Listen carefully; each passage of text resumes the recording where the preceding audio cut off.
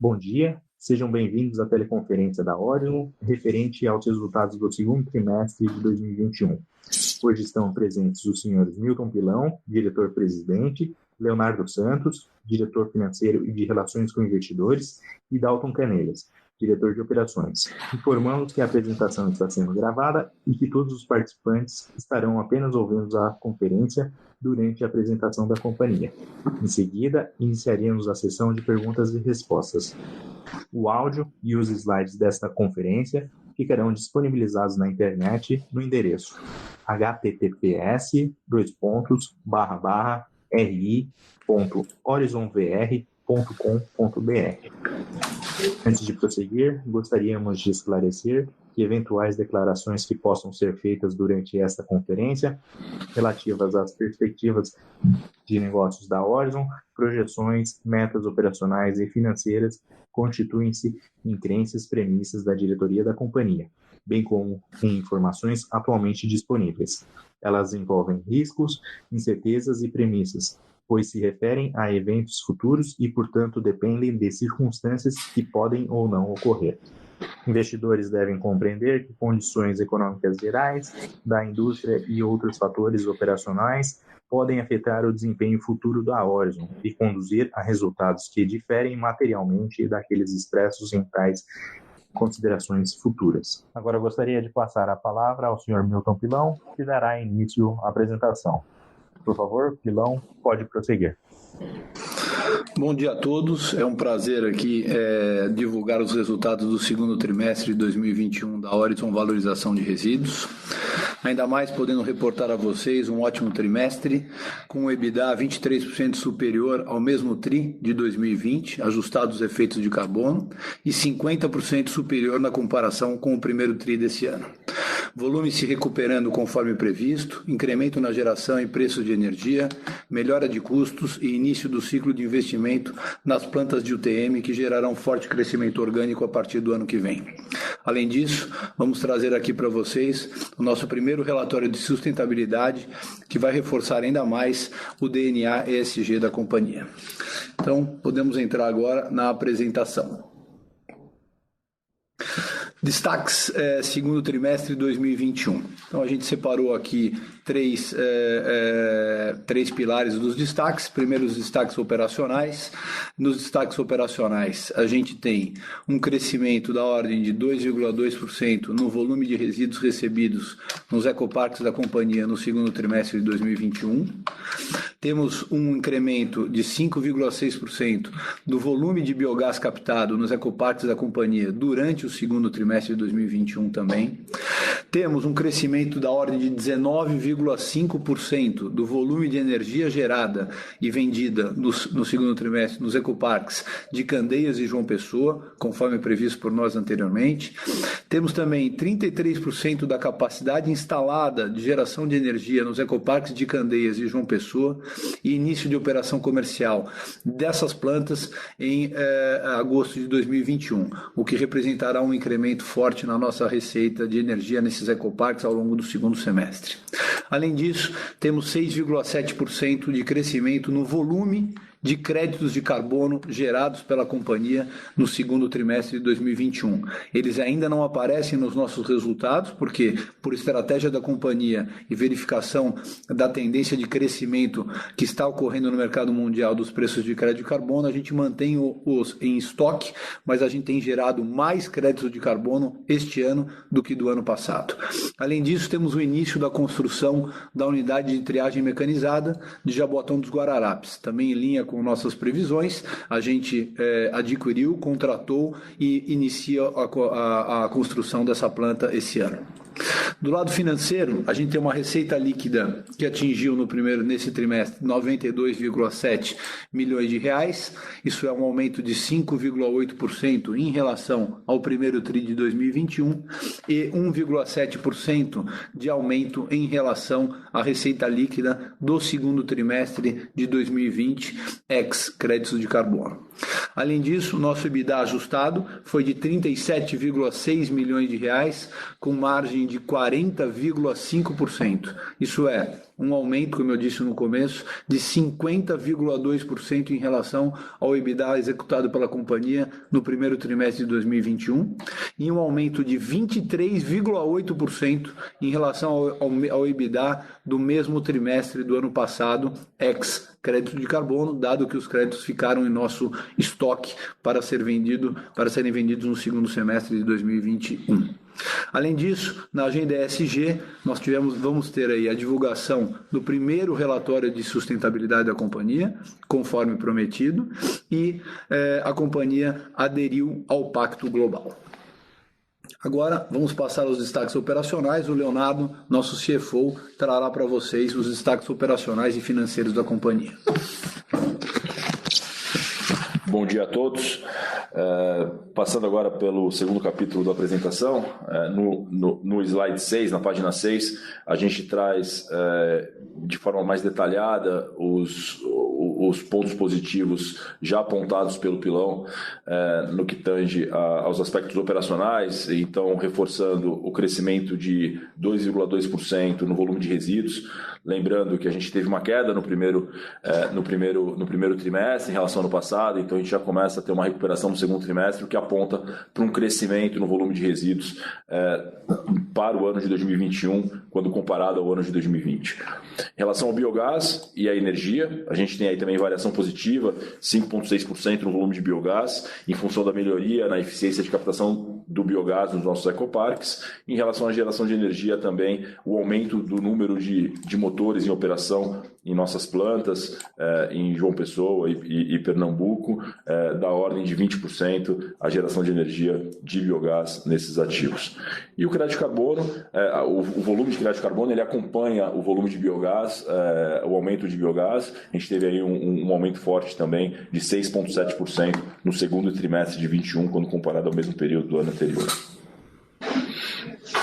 Em relação à receita líquida, a gente tem aí um crescimento em relação ao primeiro trimestre de 21, da ordem de 6%, e da ordem de 2%, 1,7% em relação ao segundo trimestre de 2020, ex-crédito de carbono. Os créditos de carbono serão negociados em momento oportuno, dado a tendência de valorização dos preços no mercado mundial, e a gente acredita aí que impulsionará fortemente os resultados futuros da companhia. No slide 8, falando um pouquinho sobre o resultado operacional da companhia, o EBITDA desse trimestre e a comparação nos exercícios, tanto em relação ao primeiro trimestre de 21, quanto em relação ao segundo trimestre de 20, conforme já mencionado pelo Pilão há pouco, a gente teve aí um crescimento de 23,7% em relação ao mesmo período do ano passado, ex-crédito de carbono. A gente tem um crescimento de 50% em relação ao primeiro trimestre de 21, a gente apontou uma margem forte de 40% nesse segundo trimestre, e que poderia ter sido ainda mais forte se tivéssemos aí fechado as vendas de carbono. Esse EBITDA desse semestre teria apontado aí mais 10 milhões de EBITDA para o primeiro semestre de 21, o que mostra um crescimento real em relação ao ano passado, um forte crescimento real em relação ao ano passado. No slide 9, a gente traz a composição do nosso lucro líquido. A Horizon Valorização de Resíduos reportou um resultado líquido positivo no segundo trimestre de 21. A gente tem aqui a composição do EBITDA, depreciação, amortização, efeitos não caixa, o resultado financeiro, o pagamento dos impostos e o resultado líquido aí de 6,4 reportado para o segundo trimestre de 2021.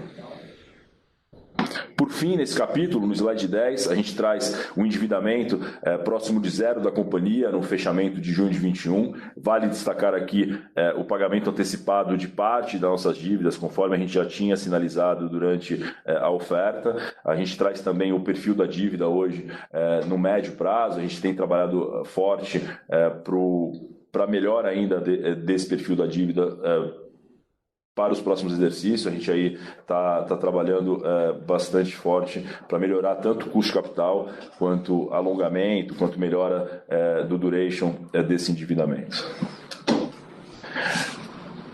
Pilão, capítulo 3 com você. Falando um pouquinho agora sobre as iniciativas de 2021, né? No slide número 12, a gente fala um pouco sobre as nossas iniciativas de crescimento, né? Então, a gente preferiu dividir aqui nas iniciativas de crescimento orgânico e nas iniciativas de crescimento inorgânico, né? Então, do lado orgânico, acho que os dois primeiros itens mostram aí o impacto forte que a gente já vem tendo aí no segundo trimestre e ainda mais forte que teremos no segundo trimestre, com o aumento da capacidade de energia instalada em 10 megawatts médios a partir de agosto de 2021.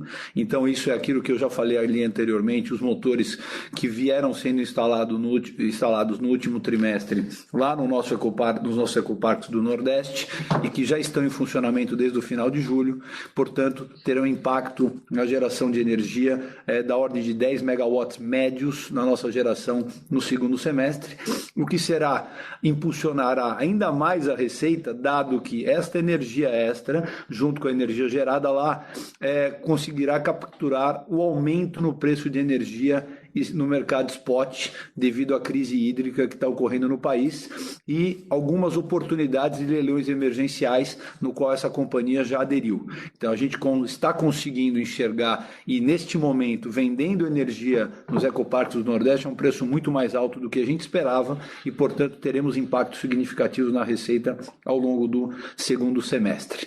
Além disso, nós continuamos com a expectativa de crescimento de volume de resíduos recebidos nos ecoparques da companhia. Vocês lembram que no último call a nossa expectativa era que com o arrefecimento da pandemia esses volumes voltariam para os patamares anteriores e para os patamares de crescimento anteriores. É o que a gente já enxergou aqui no segundo trimestre, mesmo tendo pego aí no segundo trimestre ainda uma parcela de pandemia em alta escala, mas agora a gente já vê todos os nossos ecoparques correndo com um volume de resíduo em crescimento. Então a nossa expectativa é realmente fechar o ano 2020 com um crescimento real no volume de resíduos recebidos em todos os nossos ativos e ecoparques. Além disso, como eu disse anteriormente, a gente teve aí o início da construção da planta da maior UTM do país, isso ela foi altamente alardeada aí na imprensa, é a maior unidade de tratamento mecânico e separação de recicláveis da América Latina, é um investimento de 70 milhões de reais, conforme previsto para a IPO, a gente executou esse investimento dentro do CAPEX esperado, dentro do cronograma esperado, e essa unidade entra em operação ao longo do primeiro trimestre, ali até o final do primeiro trimestre de 2022, na verdade ela entra ali no começo do primeiro trimestre, mas ela anda em testes durante 3 meses e deve trazer os resultados previstos por essa planta dos nossos balanços a partir do segundo trimestre de 2022. Além disso, a gente tem aí, em relação à planta Waste to Energy de Barueri, um leilão do governo federal que está marcado para setembro, onde a gente já se cadastrou e tem expectativas de conseguir firmar um contrato de venda de energia para essa Waste to Energy num preço bem superior do previsto anteriormente para essa planta. Então, devemos ter boas novidades aí também ao longo do segundo semestre em termos de venda de energia para essa planta. No lado do crescimento inorgânico, nós temos aqui fortes iniciativas de M&As, né? Nós temos aquela já mais do que conhecida por todos, que é a proposta vinculante para aquisição das UPIs aterros no âmbito da recuperação judicial da Estre Ambiental, né? São 8 ativos ali, sendo 7 aterros sanitários, exatamente no mesmo foco onde a gente opera, e em regiões adicionais onde a gente opera. Todos já sabem que nós temos uma proposta vinculante ali, que nós fomos considerados stalking horse, que nós poderemos utilizar a totalidade dos créditos adquiridos tanto por nós quanto pela Jaive para aquisição desses ativos, e a recuperação judicial já foi homologada pelo juiz, e a nossa expectativa, conforme em linha com o que a gente tinha previsto também no começo do ano, é que a gente consiga concretizar essa aquisição até o final, durante o quarto trimestre desse ano. Agora, além da aquisição da Estre, que está andando em linha com as nossas expectativas, a gente também aqui está em avaliação e negociação avançada né? Obviamente a gente tem diversas oportunidades no pipeline, mas em negociação avançada, nós temos hoje 10 oportunidades de M&A, que também parte delas serão concretizadas ao longo do segundo semestre. São sempre oportunidades de aquisição que estão dentro do nosso foco de atuação, então são oportunidades, 3 delas aqui, na área também de banco de lixo, na área de aterro sanitário, são algumas delas na área de geração de biometano e energia renovável através de biogás, são oportunidades na área de transformação dos recicláveis que vão sair das plantas de UTM em resinas plásticas verdes, e são oportunidades na área de plataforma de crédito de carbono. Então, nós temos hoje uma equipe trabalhando 24 horas nesses M&As ao longo dos últimos 3 meses, e a gente já tem várias negociações em estágio avançado, as quais esperamos concretizar ao longo do segundo semestre de 2021. Além disso, algumas iniciativas em relação ao mercado. A gente teve a evolução aí no plano proativo, transparente e ágil de comunicação das nossas informações com o mercado. Tivemos a contratação aí do BTG como formador de mercado para incrementar a liquidez das ações da companhia. Tivemos a atualização de target price da XP para R$30 por ação versus R$29 por ação, que era o target price anterior.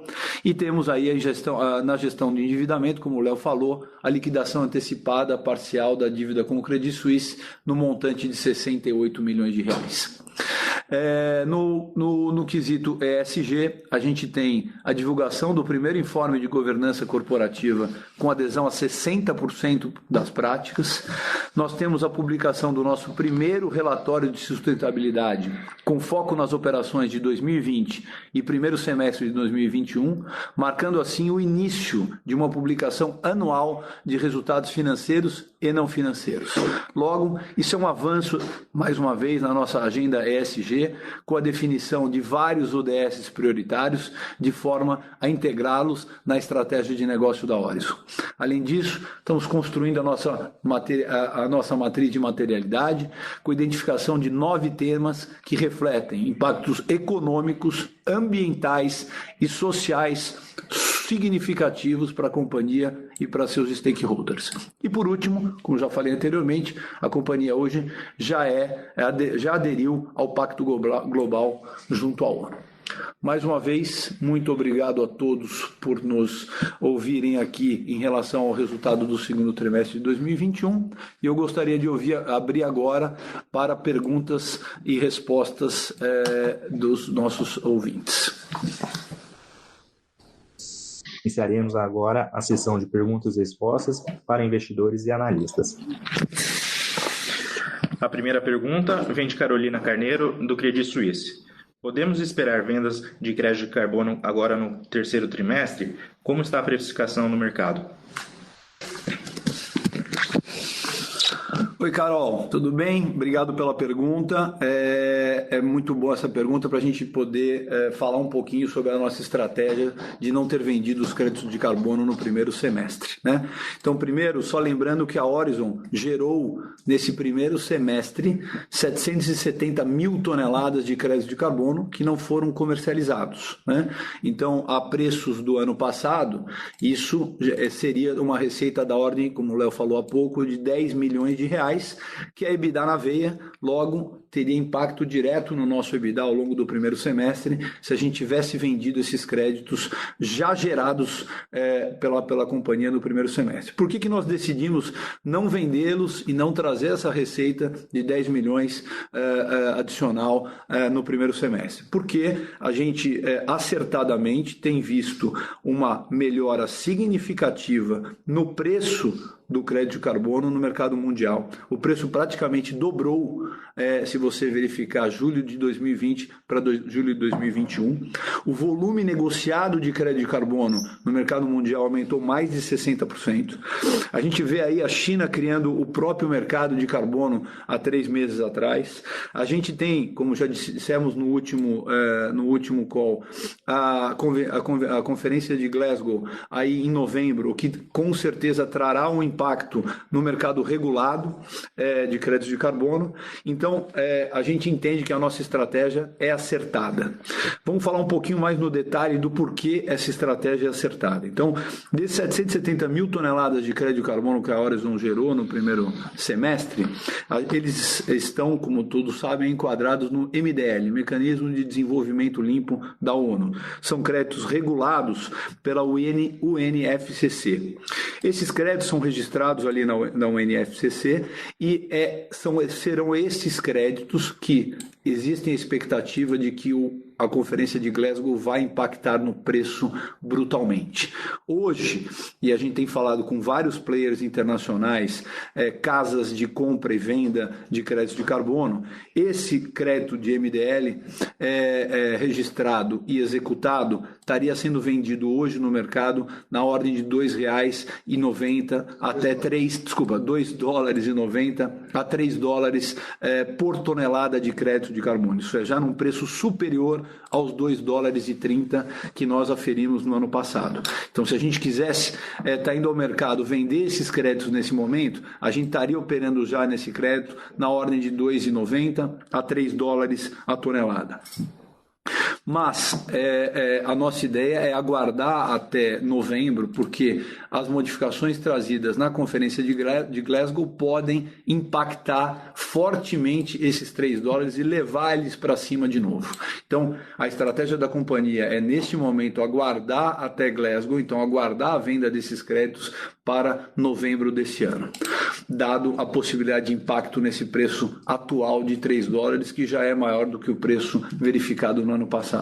Além disso, a gente tem uma estratégia que está andando em paralelo, que é a estratégia em relação ao mercado voluntário que já existe hoje. O mercado voluntário, ele opera com créditos regulados e certificados por outros estándares de VCS e GS, isso é Verified Carbon Standard e Gold Standard. O que são isso? Esses são casas que registram protocolos de registro de créditos de carbono, os quais nós já contratamos para enquadramento dos nossos créditos de carbono. Isso é, qual a estratégia da companhia? A gente quer chegar ali em novembro e ter os nossos créditos de carbono enquadrados tanto no MDL quanto no VCS e GS, porque aí me dá a possibilidade de escolher se eu quero tradear eles no regulado ou se a gente vai tradear eles no voluntário. Então, para vocês saberem, no voluntário, do mesmo jeito que eu expliquei o preço do MDL regulado, no voluntário hoje, os nossos créditos estariam valendo algo na ordem de $4 por tonelada. Então, por isso que esse é o objetivo. Vamos chegar ali em novembro. A Convenção de Glasgow não trouxe, como esperado por todos, um impacto significativo no preço atual de $3 para cima. A gente vende no mercado voluntário os nossos créditos já enquadrados no VCS e no Gold Standard por algo próximo de $4, que é o preço atual, ou se caso contrário, haja um impacto forte no mercado regulado, a gente possa vender no mercado regulado os nossos créditos em MDL, cuja expectativa pode ultrapassar esses $4 por tonelada. Então, essa é a estratégia por trás da companhia. A gente tem aqui uma equipe dedicada a isso, a gente conversa com todas as casas de trading de crédito de carbono diuturnicamente. Então, esse é um modelo que é uma estratégia que, obviamente, tem um impacto forte na nossa receita, mas que está sendo monitorada e tratada no detalhe para que a gente possa obter os melhores resultados para a companhia em relação à venda de crédito de carbono.